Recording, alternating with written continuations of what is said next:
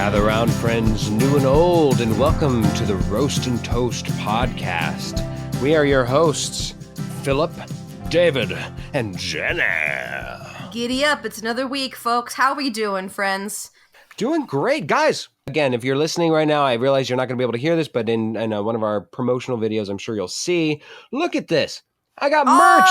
I got merch for the podcast. Now that we got our branding. Yes, I'm trying to. Oh, there we go. That actually shows it more. I got a little hat with a UFO and a little campfire on it. I'm going to be walking around town with this. People will say, "Hey, where'd you get that thrifty little hat?" And I'll say, "You know where? You can listen about where I got this nifty hat on the podcast." And can't buy it yourself yet, but maybe one day. Stay tuned. Exactly. So that was the exciting news for me this week, because you have no idea. When I got that package, I opened it up like a kid at Christmas, and I said, I cannot wait to show the entire world this. But Jenny, what exciting news happened to you this week? Well, I had the opportunity to participate in a cabaret this week over in Peoria, Arizona. We did a little cabaret called Yacht Rock Summer, and we sang some of the classic hits from the 70s and 80s, particularly in the soft rock department, especially the songs that you would hear on a yacht. So some good old Toto. There was Christopher Cross mentioned, but we did get to sing some other great hits. I got to sing some Human Nature by Michael Jackson. That's a classic yacht rock song. Let's see what else. We also had Careless Whisper on the list. There was just any song you can think of that fits in that category, we performed. And it was a hit. We had a sold out crowd and everyone loved it. So it was a blast. David, what happened for you this week? I have not been to a real proper concert. Like, I've been to loads of live music. I wondered if you would be. I had not been to a real, like, full-on concert since I was like 18 years old, 19. Really? But I think it was 18. Yeah. I just don't, like, it's not something that I am ever really willing to spend like 80 euros on or, you know, God forbid more. But even like 40 euros if I find cheap tickets to a certain band that I like, you know, it's just not something I never really look into who's in town. And so I usually find out like the week of, I'm like, oh, you're going to that? Oh, I would have gone to that, but oh, well, whatever. It's just not something I really spend money on. I spend my money elsewhere. But this week I broke that streak. I went to a huge concert here in The Hague and it was a Muse concert. And oh my God, Muse. It was huge. 80,000 people. 80,000 people in like a huge park in the city. It was massive. And this is a venue that not a lot of artists have played at. Normally it's where you have like festivals, you know, there's music festivals in this park where there's like bands here and bands there all playing their music, you know, but this was a Muse show and they had to close roads and it was just a huge event. There's I think the last band to do that kind of show there was Coldplay like 10 years ago. Wow. And that tracks. Yeah, and then like there's only a handful of artists who've played there who've been able to get the opportunity to play there. Bruce Springsteen is one of them. It was an awesome show. I didn't get super close, but I got pretty close enough that I could see his face. I could see Matt Bellamy's face and all their faces, just not quite their nostril hairs. So, and it was a great show. I love a good rock concert. Oh. So much fun. The great thing is that it's summer in the Netherlands and it's almost at the summer solstice. So the days are super long. So the concert started out in daylight, which I think is super fun. And then it ended in darkness, which also is super great. And it was so nice and warm. It was just a great night. I just had so much fun. And awesome. Like I said, like a good rock concert. Heck yeah. Whew.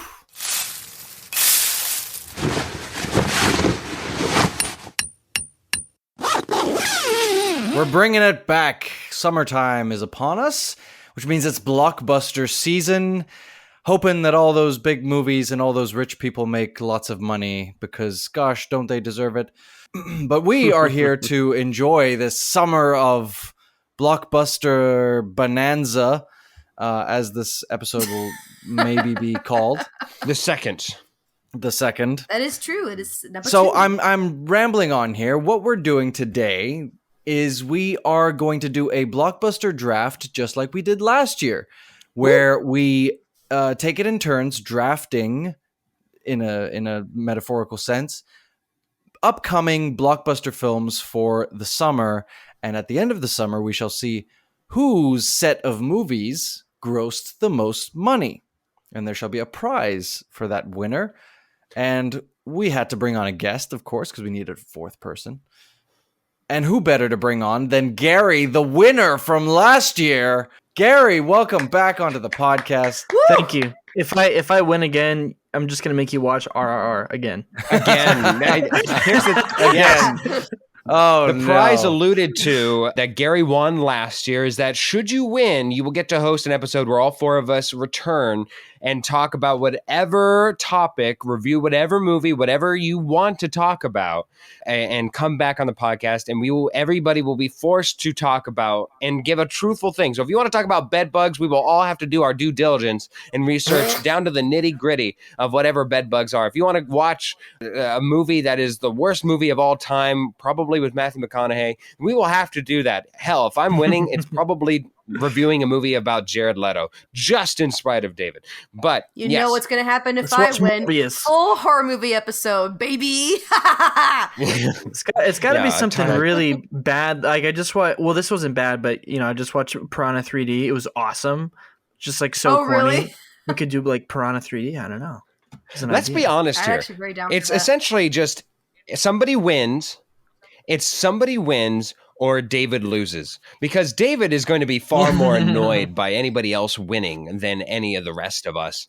He has more to lose than any of us have to gain. Possibly. Last year was the oh, sorry, David. No, I wanted to add, like, wasn't there a Piranha 3 Double D? Yes. I haven't seen it yet, but they did bring back the boobs for a sequel. Good. I mean, how could they not? Yes, that's what the audience was clamoring for. All right, everybody. Unfortunately, this is a visual thing, but we will all see the order and we will direct it out. But just so all of us know, this will be the official order, as none of us have known. And our official draft will be a snake draft, meaning that the order reverses each round to round. So with the first overall pick, the order is... I have the first pick. Gary has the second pick. Do you? David has the third pick, and Jenny has the fourth. What the Not heck? a bad place to be, though, Jenny. You do get 2 picks in a row. Okay, I'm cool with that. Going into this draft, I wanted 1 or 4. And I'm so glad those are the 2 best ones. Absolutely. And I will start us off. No need to delay this. I would hope that all of us had this as our number 1. I was hoping to maybe get value if I had a later pick. But I will take and draft the clear number 1 here. Mission Impossible Dead Reckoning Part 1 is my first choice. Mm-hmm. Bro, you messed up. Tom Cruise is... Oh, wow. I'm surprised. Okay, me and Jenny would have taken... I wouldn't have picked that. Wouldn't have picked it. Wow. I'm shocked. I think that's going to be the clear blockbuster winner of the year. That's where I go. Next, of course, is... Who did I say is number 2? Gary. Gary, you are up next. Where are you going with the number 2 pick overall? This is great because last year was like the Victor Wembanyama draft. There was like, we know what we're picking number 1. We're already having some dissenting opinions this year. And I think that the clear... So I had that for my number 2. Good pick. But the better pick is The Flash. Oh. The Flash is winning this whole thing. No doubt in my mind. They brought Keaton back. People somehow... will watch an Ezra Miller movie, even though I think he kidnapped someone. I don't even know what's going on. There's a lot that Ezra person. did. They have been on a rampage. And yet, I still think that they are marketing the out of that movie. Can I swear on this podcast? Yes. Well, you already did, Gary. So don't bleed me out. Anyways, I have seen that trailer so many times. Gary, so have I, and I forgot that they brought Keaton back. That is a good point. The Keaton's back. So they're going to get the 50, 40-year-olds and then all the young kids. I'm not a big fan of the DC universe, but I think it's clearly the number 1 pick. So I feel good. I feel like that was a steal. I am not a fan of the DC universe either, and so... I'm glad I didn't have to pick that movie. Anyway, neither of your 2 top picks are in my top 3, actually. Wow. But I do think that you guys probably did more research than I did. I like to go on gut feeling, and I lost last year, so let's see how that pans out for me this year. I just have hope that maybe this movie will be really good. And so I'm going with Indiana Jones and the Dial of Destiny. Yeah, that was okay. The legacy pick. That was a first round grade for me as well. Yes. Which Jenny means you have back-to-back picks here. Where are you going? All right, so I feel like the double feature that everyone jokes about is gonna pull in some big numbers. So yes, I will go ahead and take Oppenheimer. That'll be my number 1 choice. Oh, damn, interesting. And then the one that everyone likes to talk about, I will pick Barbie, because as I've seen the trailer everywhere, I have been hearing nonstop. I mean, at least among my social circles, those two. It's just the running joke at this point too. It's like, if you're gonna go see either Barbie or Oppenheimer, ¿por qué no los dos? Why not both? I mean, just go see both. I'm with you, Jenny. I do think it's bold to pick 2 movies coming out on the same weekend, and it's so talked about that strategy-wise, yes. Well, I mean, yeah, exactly. I do feel like I personally want to watch both on the same day, even. But that is a bold thing. That's like, if we want to go into dip our toe into sports, that's like picking 2 QBs. I think round 1 and round 2. It's weird. Listen, I go hard or go home. This is my first time, so I have no idea what to expect. I have no idea what I'm doing. So let's just go hard. Let's go for it. Gary the fortune teller predicts that both of those will do way worse than I would like them to. Nolan still has name recognition, but I don't think that counts as much as it did 10 years ago with Inception and Dark Knight. And Barbie, which I'm super stoked for, I think it's going to make like 50 mil. No. I think my prediction is, excellent choice on Barbie, Jenny. I don't think Barbie will have legs, but I think it's going to have a strong opening. I agree with you, I wouldn't Philip. be surprised, actually, if I see Barbie making more money than Oppenheimer. I wouldn't be surprised at all. Yeah. I think Oppenheimer's going to have a better lifespan box office, but I think Barbie will be a very strong opening. Also, too, I don't know if you guys agree with this. Oppenheimer is going to be ridiculously long, and I'm hearing more and more talk about people are getting super pissed off about movies being 3 hours long, and how they're not going to go see movies that are lifetime long. They're going to just wait until it's rentable. So I could see that totally happening to Oppenheimer. So it's just a toss-up. We'll see what happens. David, we're back with you for your second pick. Where are you going? This is where it starts to get tough. Like, I don't think it's obvious anymore. There was a clear top 6, and then now we're getting into you have a clear top 6. I'm not really sure where 6 is for me, because I have God, this is super tough. I don't know if I'm bold enough to go with a comedy. Oh. Yeah, because I mean, it's not necessarily going to be a blockbuster. I'm going to go with cult following here. I'm going to go with God. It's tough. It's so hard. He was saying I'm going to go with Meg to the Trench. What? What?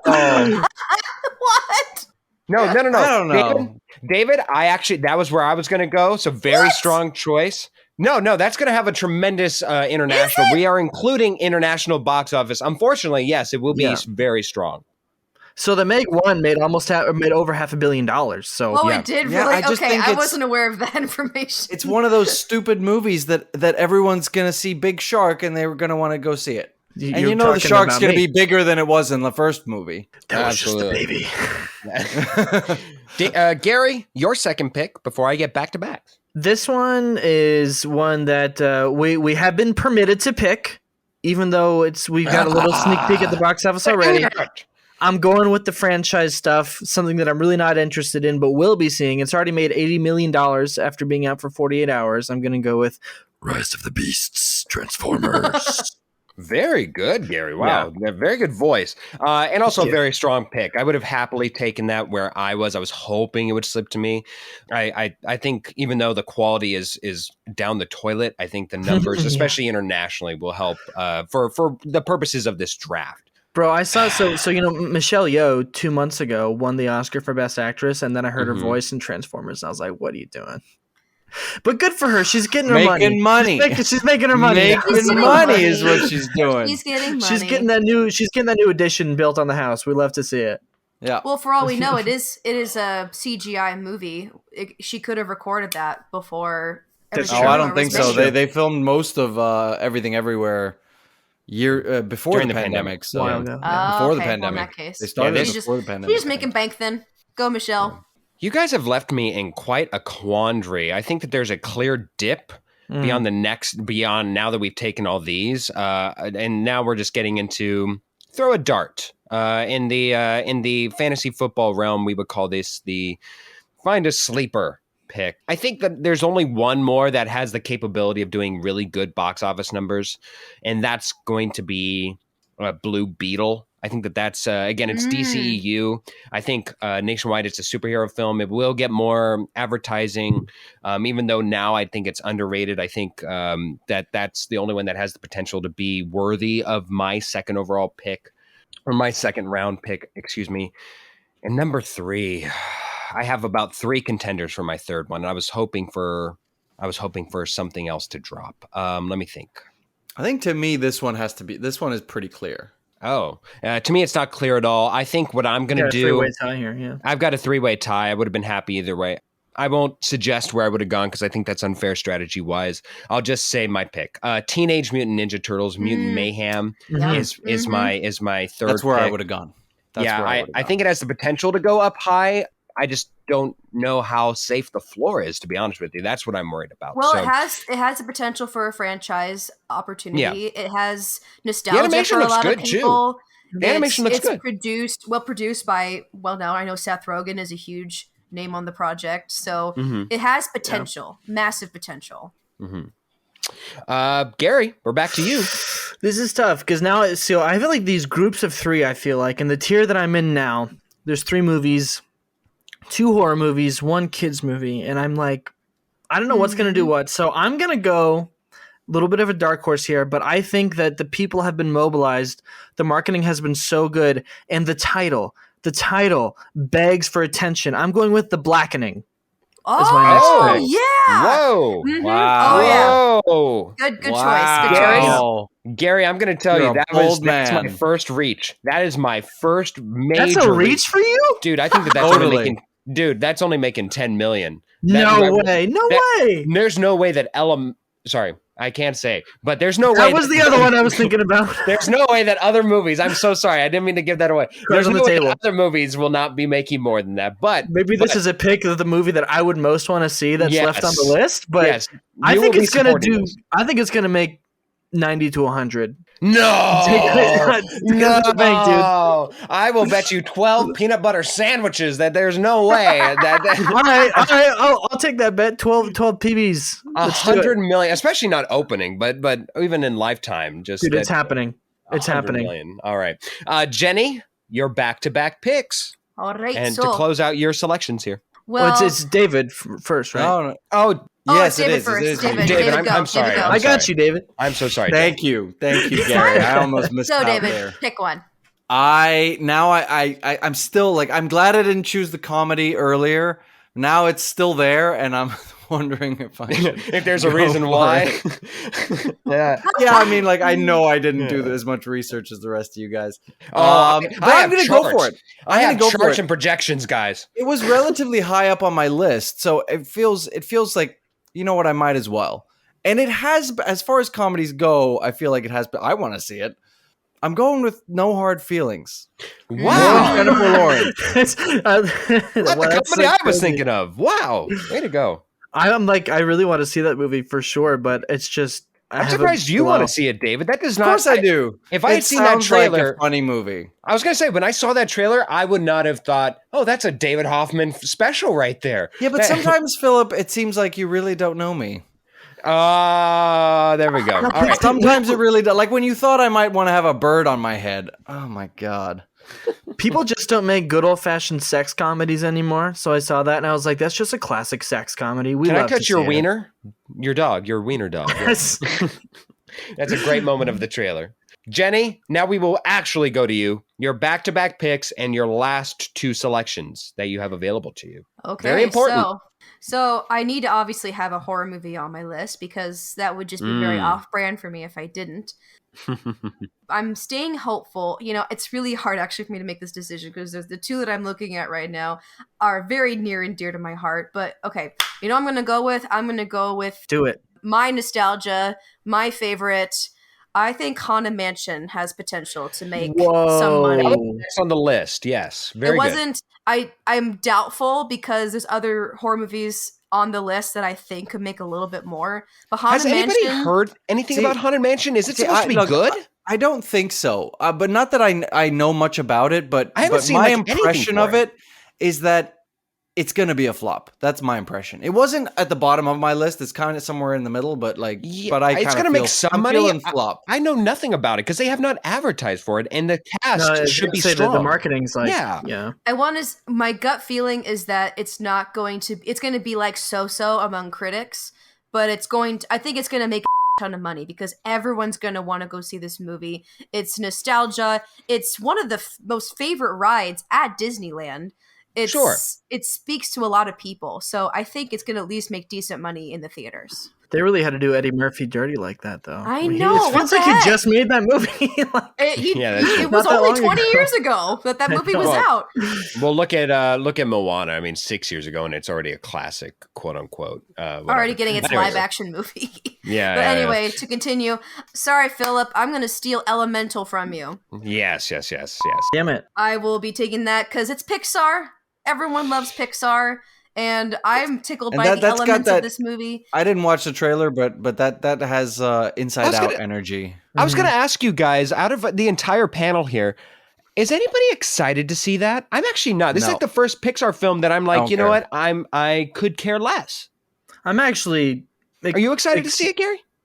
I am. They've lost a little bit of their touch, I feel like. Yeah. But Lightyear.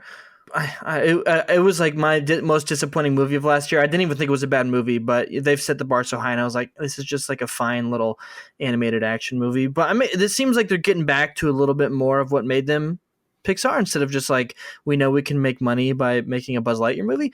I mean, it does look like it's got some Inside Out energy for whoever said that. From all the animated selections we have on this list, I think it'll by far make the most money.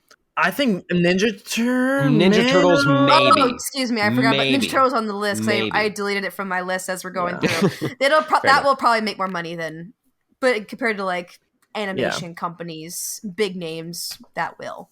David, your last selection here. My last selection. I am going with a little bit of star power and possibly the movie you thought I was going to pick last time, Asteroid City. Yes, I thought that was the. Yes. And I know I'm gonna lose. I don't care. I like my movies. Get ready to watch RRR again, bro. I actually want to see all my movies. So. David will proudly be supporting his selections in theaters. What about the rest of you? Elemental, Jenny, are you going to be in the theater and watch that? Hell no. I will go see Elemental. Okay, maybe she will. Gary, your last selection. So let me just say that I really wanted to pick Asteroid City, but sadly, I don't think that people care about auteurs anymore, and it sucks because Wes Anderson's freaking god. I cannot believe that this fell to me. I absolutely cannot. If you look at the box office for every movie in this franchise, it's 150 plus. I'm going Insidious, The Red Door. That was my second choice in the horror category. It has staying power. People know about Insidious. It's a PG-13 horror movie, so all the kids, 14 to 17, can go buy tickets themselves. PG-13 horror, biggest moneymaker in Hollywood right there. I think I got a steal there. That's like my Jokic. Wow. You know, second round. It might make the most money. This is going to be, again, this will be inside sports, Gary, but this is definitely not your Jokic. Jokic is an MVP. There's no way Insidious makes the jump to be the top earner of your selections. That's no way. Maybe a Draymond Green. Maybe a Draymond Green. Yeah. Okay, I'll take Draymond. Second round. What about Manu? Six man. Exactly. Maybe. All right. That's enough. All right. Moving forward. Thank you. So interesting. I have 2 selections here for my last one, and I can actually talk about them now. So the one that the one that I actually would like to see is Joyride, because speaking of Everything Everywhere All at Once, we have a returning star there. I think that I'm going to watch this film. It looks hilarious. And I think it's a sleeper film that has potential because I've seen a lot of commercials for it. But the one that I should pick if I want to win is Gran Turismo, even though I wouldn't want to actually watch it. But no part of my being wants to watch that. No part of my being wants to watch it. It does not look good, but I'm telling you, I read the synopsis and I was like, no. But I think that there is, especially international, it will have an international box office that I don't know that Joyride will have. I want to win. I want to talk about bed bugs. I want to talk about Jared Leto. So let's go with Gran Turismo as my last selection. And note, I do not feel good about it. All right, so let's go down the list of what everybody picked. And then as you, the audience, will find out, we will have graphics on our social medias that will be updated every so often. I won't give us a date of when it will, but it will certainly be updated semi-frequently. No promises. Yeah, no promises of when, but it will be commitments. Updated. Yes. My first selection was Mission Impossible: Dead Reckoning Part 1. Thank you, Tom Cruise. Next one of mine is Blue Beetle and Teenage Mutant Ninja Turtles: Mutant Mayhem. And to even out the team, we got Gran Turismo. David, what's your team? So I went with Indiana Jones and the Dial of Destiny. Then I went with Meg 2, The Trench. Then I went with No Hard Feelings, and then topped it off with Asteroid City, the Wes Anderson upcoming instant classic. Yes. Gary, what's your team looking like? I thought you were writing them down. I think I do have them. Do you want me to write? I remember 3 of them. I got The Flash. Yes, I got The Blackening. I got Insidious. And how dare you forget The Rise of the Beast? Oh, yeah, because that movie's dumb. Yeah, Transformers. And Jenny, take us home. What is your team looking like? I have a very colorful but somewhat kid-friendly selection here now that I'm looking at it. We've got Oppenheimer, great upcoming kids movie. We've got Barbie. Yeah. We've got Unimagined and Elemental. How did I get the G-rated? Anyway, that's just what I ended up getting. So hopeful that this team pulls through this season. Out of question, does anybody feel like they legitimately will win? Because I feel like I'm going to win. Does anybody feel like they will win? I 100% think I'm going to win. What happened last year? Anyone want to take it? I got the number 1 pick and I took Thor. Yeah, you took Thor and Thor won. Yes. Thor won. You could have ignored everything else. You could have added everything else together. Minions was the only other one. You could have added everything else together, and it wouldn't have beaten Thor. I'm exaggerating, but still.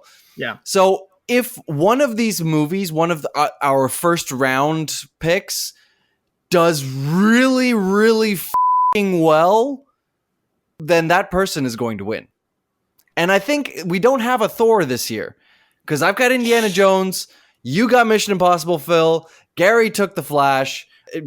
Jenny has both Barbie and Oppenheimer. Jenny has a very interesting beginning. Both of those could have been first round picks. Yes, I agree. So I think this is a lot tighter than it was last year. Yes. It could go in several different directions. I legitimately think Indiana Jones could win it for me, but the rest of my picks could be like an $800 million movie. It's possible. That was my wild card. I did not want to get stuck with it at the end, but I would have been, or in the middle, but I would have been fine with it. I think there's a lot more people who are keen to see Indiana Jones one more time than see like Oppenheimer. Mission Impossible for like the 12th time. Tom Cruise, man. That's what I'm banking on. All right. Tom Cruise can eat my ass. Speaking of eating ass, well, no, I'm sorry. Nothing is talking about eating ass. Jenny, go ahead and hit to your. You have a niche of that we are all familiar with, and you have a love for spooky and haunted features. And Gary here also has a love for spooky and haunted features. Why don't you go and give us your top 6 really quickly? Your top 6 scary films of the summer and where you think that they'll rank. Start with number 6. Well, this is going to be based on the list that was established for us. Yes. There's some titles on here that we didn't previously mention. Just want to just have that disclaimer out there. So we've mentioned the top ones that we mentioned, though, are the ones that have been drafted. We've got Insidious: The Red Door. I think it has huge potential for making a ton of money for many reasons. It continues the franchise. All the big actors are back. It's being directed by Patrick Wilson, and it's a franchise that everybody loves in the horror community. So I'm thankful it's going to be number 1 from this list. Meg 2: The Trench. I did have this lower on my list, but I'm trusting what you guys are saying. I think it's going to make a little more money than I thought it was going to. So that's going to be number 2. That's going to be that should be a clear number 1. Does that count as a horror film? I feel like that's like it's a creature feature. It's a creature feature, right? Oh God, yeah. Oh, ew. Okay, so, continue. Ew. I hate that qualifies. It just doesn't. It feels like it's No. You don't want to see Statham fight a shark. There are many subgenres that are out there. Almost like does it technically qualify as a kaiju movie? That's kind of how I'm feeling. I don't know if we can count Big Shark as part of the kaiju universe, personally. Yeah. But anyway, right. So sorry to interrupt, Jenny. Continue. You're fine. So again, Haunted Mansion, even though I don't think it's going to be the greatest of movies, who knows? I think it has potential to make a bit of money. So that's number 3. And then here's some ones that we haven't mentioned. We've got Sympathy for the Devil on this list. It has Nick Cage acting, I'm assuming, as the devil. I saw the trailer one time and I was like, oh, he's in red. Of course he's the devil. So I think it's a big name and everybody loves Nicolas Cage. I think he's going to have massive pull in the box office. So he's 4th on the list. And the last 2 we've got, even though I don't think they're going to be crappy movies, I think compared to the other 2, it's going to make a little bit less. We've got The Blackening, and then we've got The Last Voyage of the Demeter, which, by the way, I'm really excited for The Last Voyage. I'm very excited for that, too. I think it's going to be really good. I was intrigued by that one as well. Yeah. Because if you think about it, the cultural impact that Dracula has had in cinema, in pop culture, everything, and the fact that they're just narrowing it into this is going to be a full-length feature for just one section of the book, the impact. Anyway, unfortunately, I don't think it's going to make a lot of money because it's not something that everyone will be drawn to, but I'm hopeful that it will. Yeah, what was that? No stars, really. No big well, there's people that we know, but there's faces that I recognize, but they're names that I don't know. There's a Game of Thrones actor, I think, in the movie, and there's the Onion Knight. There's recognizable people. And then I will say Javier Botet is playing Dracula, so I'm very excited about that. He's a big creature feature actor. He's very long and lengthy and tall and always does a great job. So I'm excited for it, but on this list, it's just not going to be first. No, mate. All right. Gary, will you join us back for a game? Dude, let's do it. And let me just say, I would sneak the Nun in there above the Demeter. But that's coming in... but yes, but in terms of the list, I do agree with you. Oh, this is summer? Yes. Yeah.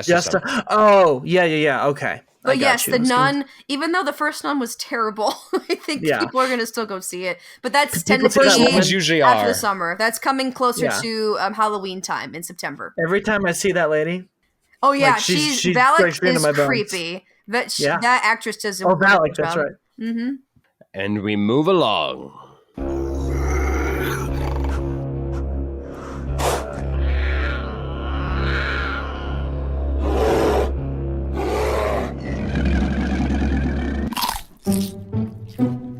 Munch, munch, crunch, crunch. Time to share our controversial opinions. Here is our mini segment for the week. It is Bite Me. We have each brought a controversial opinion or thought to the table that we want to share with the masses. So here's mine. Let's start with mine, shall we? Sauce bottles should be stored facing down. Why would you think about facing it up? Face it down. Bring the lids to the ground or the floor of your fridge because it's just easier. Come on, think about it. You always reach the end of a sauce bottle, the ketchup, your favorite barbecue sauce, and it just sucks because you have to pound the crap out of the bottle to get all the stuff out. Save yourself the trouble. Be lazy like me and just keep it flipped down so everything will just naturally go with the flow of gravity and you can use everything. And don't even get me started. If you don't want to do it because your sauce bottle has a pointy end, mustard, I'm talking about you. just go buy there's cheap bottle holders on Amazon that are like $10. Just do that. Make your life easier. If you disagree with me that bottles should be facing down, just bite me.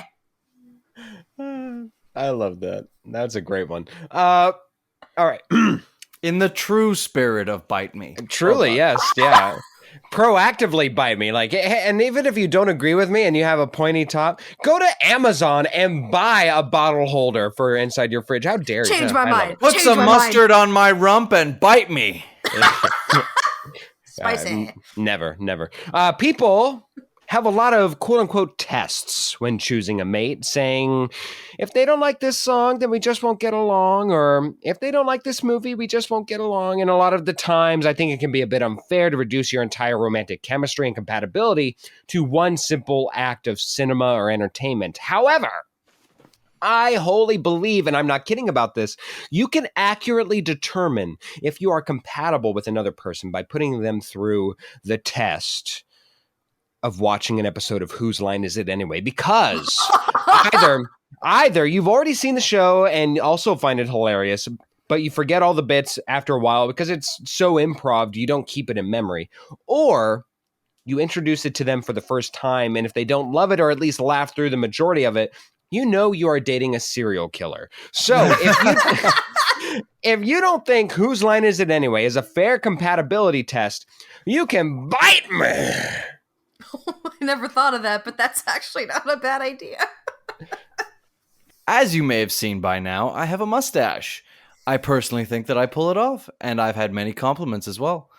However, I have absolutely no patience or sense of humor for anyone likening my mustache or any other to that of a pedophile or making pedophile jokes in general. Hey, I was just kidding, man. Oh, really? Well, your haircut makes you look like you assault children. Is that a nice thing to hear? Would you like that? What? Nope. So stop making pedophile jokes to your friends who have mustaches. And if you think that's too harsh, well, bite me. I'm just curious, for the one person that does disagree with you on that one, how does their bite feel? Does it feel tender and or is it just like a slight little Feels nibble? like they should be locked up. Exactly. What? What is happening? You know, it happens all the time. It happens all the time, and people are like, sorry. It's just a joke, man. I was just kidding. Yeah, but I mean, what a hurtful thing to say to somebody. Is attached to a face and a person, and that person has feelings. Exactly. Anyway, bite me.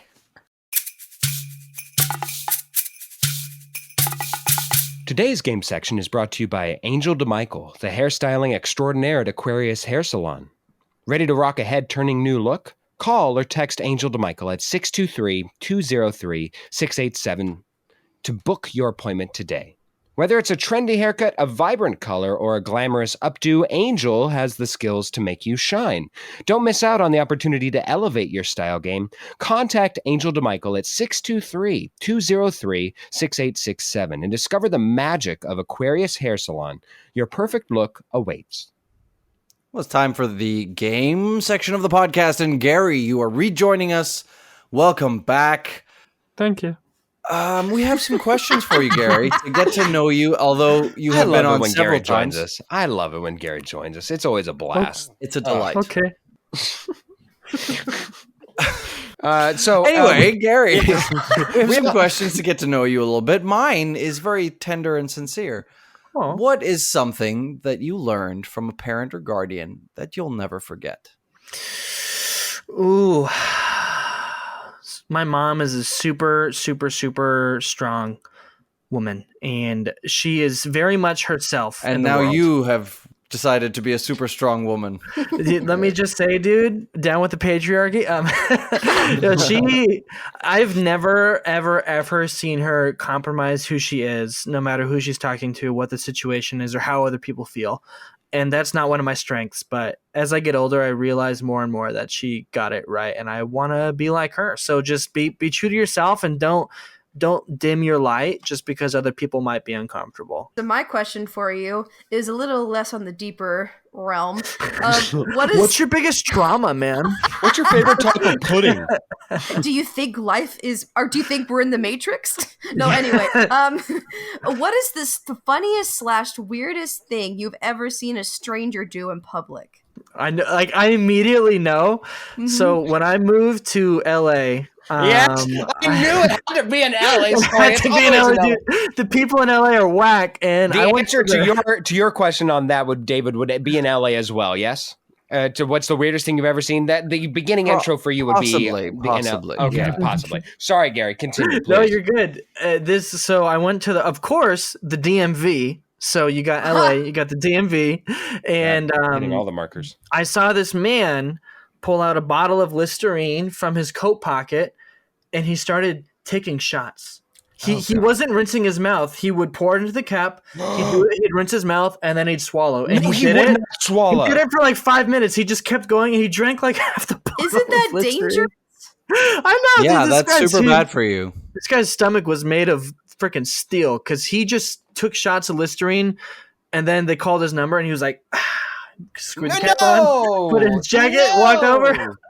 And I was like, just in awe watching this guy. And you know what's funny? I was going to school for screenwriting, and I couldn't. And my first class was that night, and I had to have an idea, and I didn't have an idea. And then I saw that guy, and I was like, I'm gonna write a comedy about the DMV, and that's what I did for my first semester at school because I saw that motherfucker taking shots of Listerine at the DMV. He was a short guy. He was real short, and so just everything was amazing. And it was summer, and he was wearing a coat, and just everything was like, what in the hell? Maybe.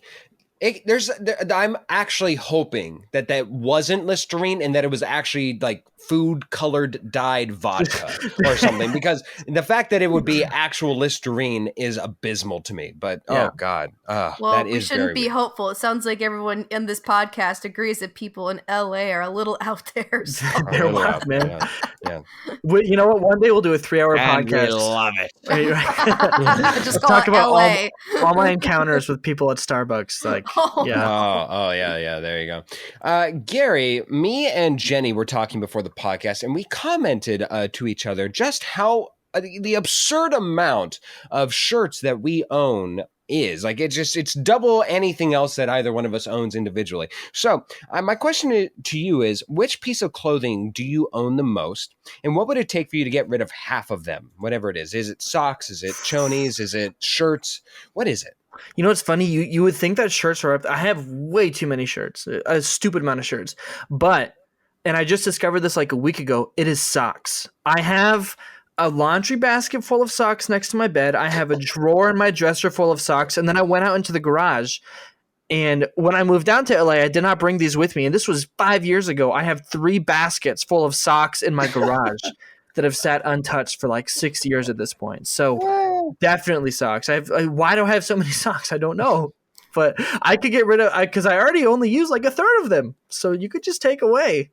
Yeah, you're like, I could get rid of them now, but part of the difficulty is getting rid of them. So, but I'm like, you know, some of these are like Nike socks, so you know, I kind of want to get rid because they feel really nice. So. Yeah. Well, it is my game this week, and I think I've got something pretty fun. Jenny, I'm really sorry. You might be at a disadvantage here, but maybe I'm wrong. But, you win some, you lose some. Sometimes the odds are stacked against you. But I am rooting for you. Thanks, David. We can't have Gary come on the podcast and win 2 games in 1 episode. That would be absurd. Hopefully he doesn't win either. Anyway, so the idea here is, can everyone go around the room and say their rough age? Doesn't have to be exact. I don't... You're all born in the 90s, right? Yeah, born in the 90s. Yes. Early, the first half of the 90s, correct? Second half. Before 95, yes. First half. I am first half. Okay. Well, how many of you remember 2003? I remember aspects. There's I remember 9/11, so probably. Oh God! Just saying, I do remember 9/11. I also do remember 9/11 very clearly. I guess. Sorry. All right. Well, there we go. 2003.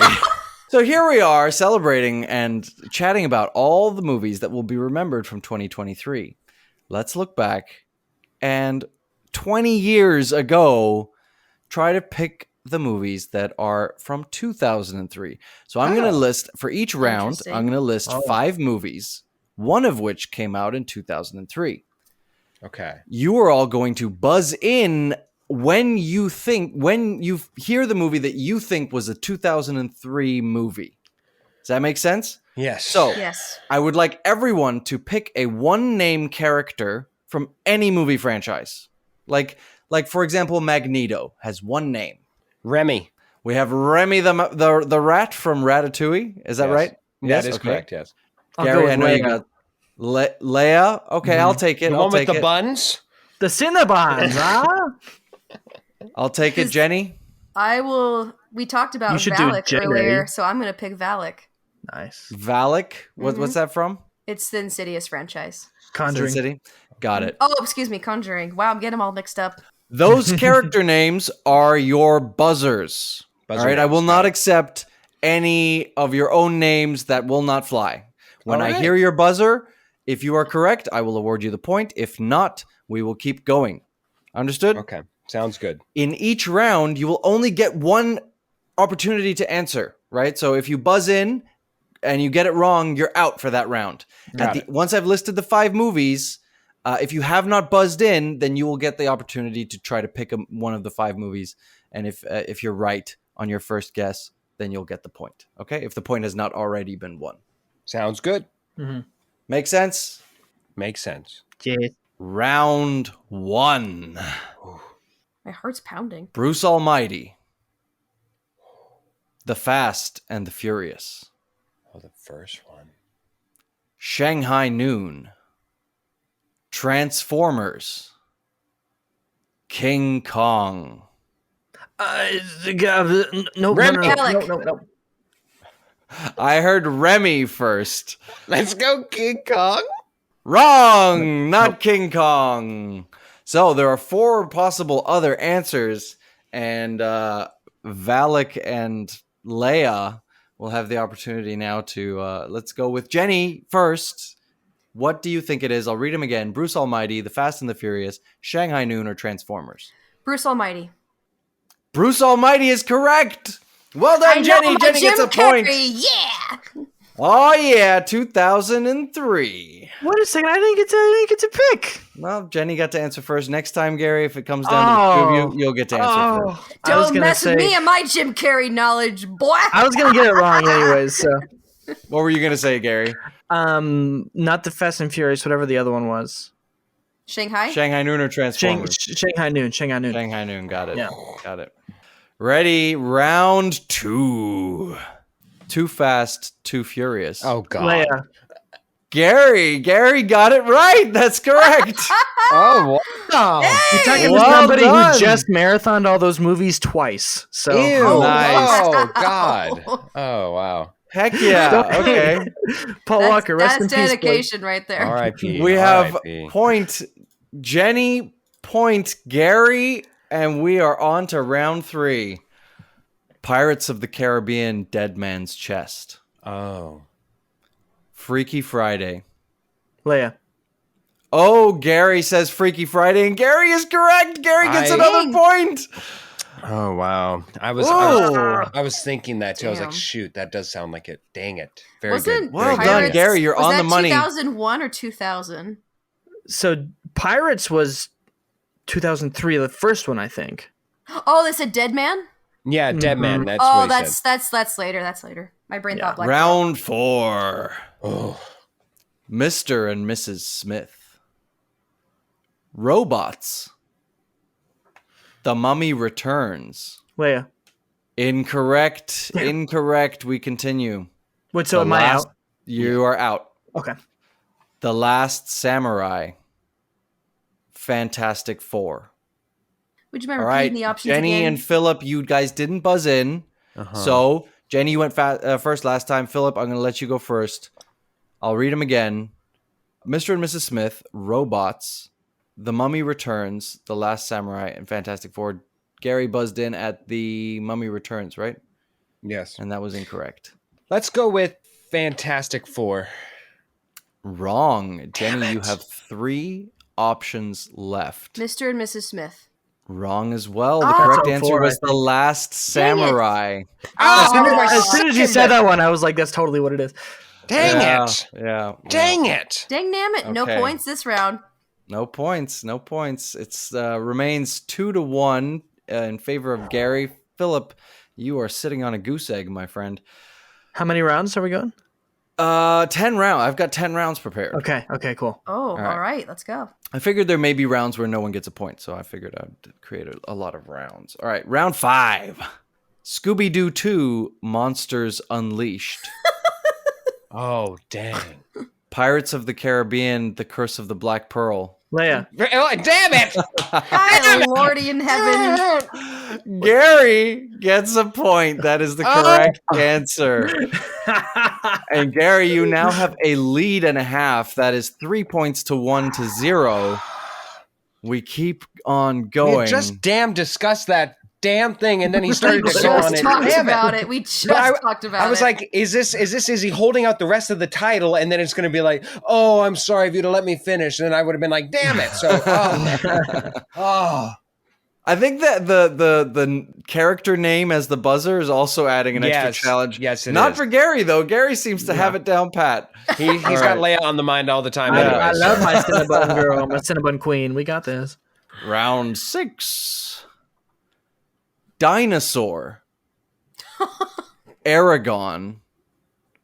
School of Rock. Leia. Damn it! Gary is on fire. That is the correct answer. I tried. 4 points. Me. Philip, you are going to have to get every single question right to beat Gary at this point. You're damn right I will. Let me just tell you guys, I have watched 243 movies this year so far. Wow. So this Holy is crap. This is all I do. But the year is what's impressive. You live and breathe it. That's crazy. I have no sense of release date. I mean, I've seen most of these films, but I would never know exactly the year. You know, these are all in that sort of time period. So, okay, round 7, Jurassic Park 3. Oh, Black Hawk Down. Remy. I'm Black Hawk Down. Damn it, Philip. That's incorrect. I think that's 02. You have lost this game. I can tie. How dare you? No, you can't. You Gary has 4 points. You can't tie the game. There's only 3 rounds left. Oh well. After this, screw you. You've lost this round. Sorry, Phil.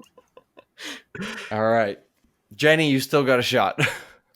Bet. All right, where was I? Black Monsters Inc. Valak. Jenny, that's incorrect. Ooh. Hulk, Wedding Crashers. Oh. All right, Gary, you could win the game right here. Can I hear him again?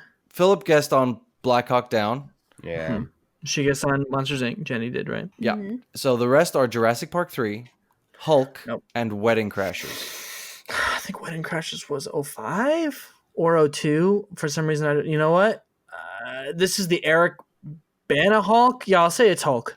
And Hulk is correct. And I'm pretty sure you're right. Wedding Crashers is 05. I don't have it written down here, but I'm pretty sure that's correct, which is crazy to me. It is that you're getting this so unbelievably. Wow. You're like 5 points out of 7 rounds. That's crazy. Dude, I need to make some money doing this or something. This is crazy. This is Rain Man type of thing. Very, very impressive, Gary. Okay. Very impressive. We're going to continue just for points. Gary, you have won this game. You have won this game. God. Heck yeah. Round 8, What a Girl Wants. Remy. Philip gets a point. Yay! What a Girl Wants is the correct answer. Well done. Well done. I avoided this. Okay. Sweep. Screw this game. Round 9, Pearl Harbor. Vanilla Sky. Oh. The Core. Man. Gladiator. Castaway. Gary, we're going to go to you first. Which one do you think it is? Can I hear them again? Yes. The Core, Pearl Harbor, Vanilla Sky, Gladiator, or Castaway? Vanilla Sky. Oh. Incorrect. Damn. Jenny, we'll go to you next. Did you say Gladiator was an option? It was. I'll take that one. Incorrect. Philip? 2000. You have Pearl Harbor, The Core, and Castaway. I haven't seen any of these movies. Gary, oh wow, how dare you? Gary took my Tommy Cruise, and thankfully so. I'm gonna go with my second fave, Stanley Tucci, and go with The Core. The Core is correct. You get another point. Very good. Late comeback. 2 points. Very good. 2 Very points. Well done. All right, final round. Brokeback Mountain. Coach Carter. Snatch. Meet the Parents. Leia. Incorrect, Gary. Yeah, no. Meet the Parents. Might have been Oh, Meet one. the Fockers, maybe. But. And Love Actually. Who should I go to first? Philip, I'll go to you first. It is, you have Brokeback Mountain, Coach Carter, Snatch, and Love Actually. Give me Coach Carter. Incorrect. Ah. Jenny? Love Actually? Love Actually is correct. Yeah. And you wow. As soon as you said it, I was like, why didn't I point. wait? Yeah, there you go. It finally ends. Gary, you didn't complete the you didn't quite get the... Started out hot. I don't know. But you got 5 points, which is amazing. And Jenny and Philip, you each end with 2. So well done to all. And let's move on. Oh, well done. Thanks, Gary, for joining us. Thank you. I'm so sorry. Losers, man. I was quiet. I just kind of thought you'd stick around, but no, you are free to go after this. Thank you so much for joining us, and we will be having you back, I hope. Yeah, we will even if you definitely don't win, maybe Yes. we'll have you back for the winners reward show. Yeah, bring me back if we're going to talk about bed bugs. Take care, Bye, Gary. Gary.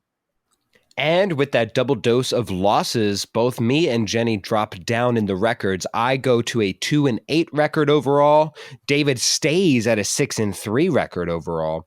And Jenny is slowly going to the depths with me at 3-6.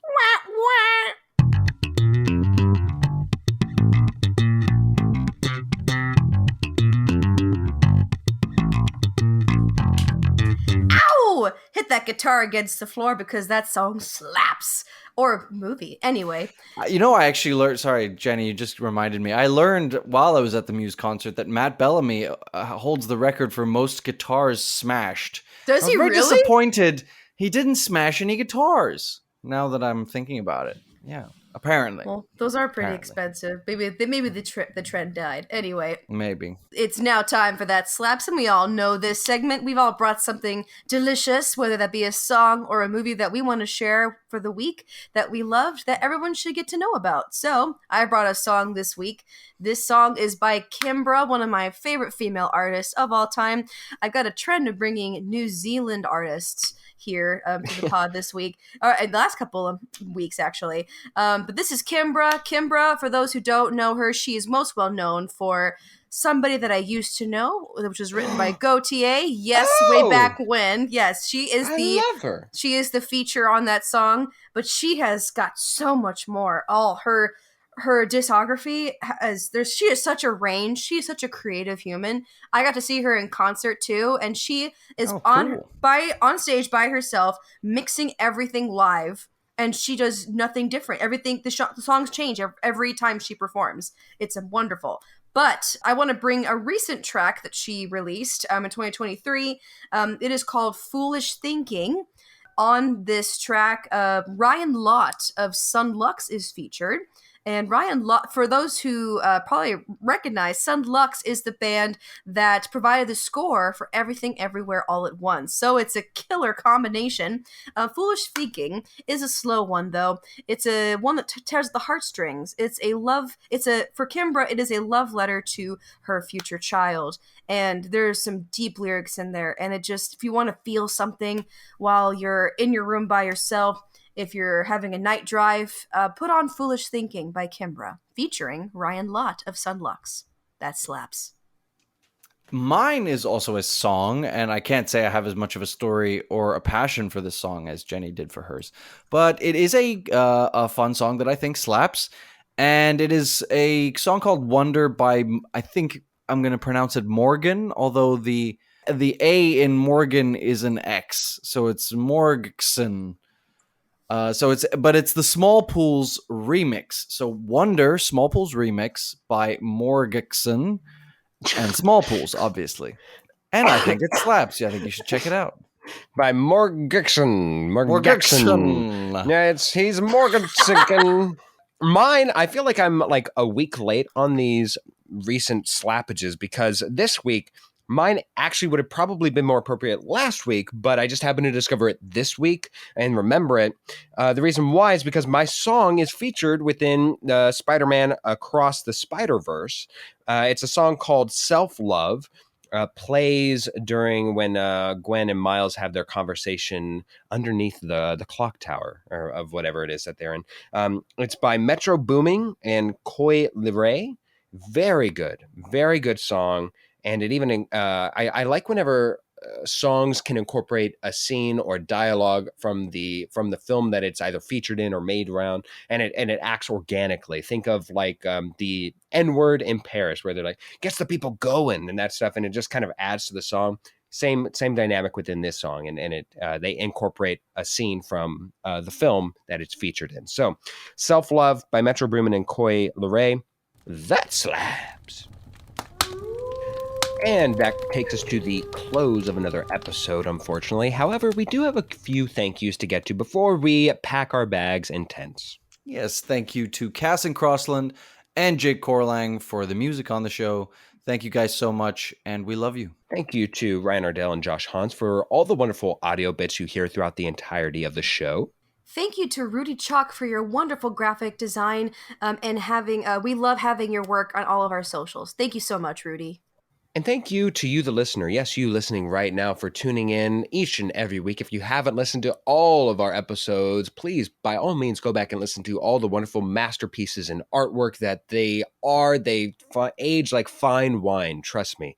Of course, if you want to, go ahead and look us up on all of our social media accounts, Roast and Toast Pod on Instagram. And now, TikTok. Yes, we are officially TikTok users. I don't know what the proper word would be, but we are on there as well. And by all means, listen to us wherever you find all of your favorite podcasts, whether that be Spotify podcasts, Apple podcasts, even Google podcasts, pretty much everywhere except for Pandora. Why? Because screw you, Pandora. Just like we say screw you to David's game today. Screw you! Hey man, should we go see that movie this weekend? The one with the bear? But bear? You mean like Cocaine Bear? That came out months ago, man. No. I swear there's one. Barbie. Bro, dude, that's Barbie, not Bearbie.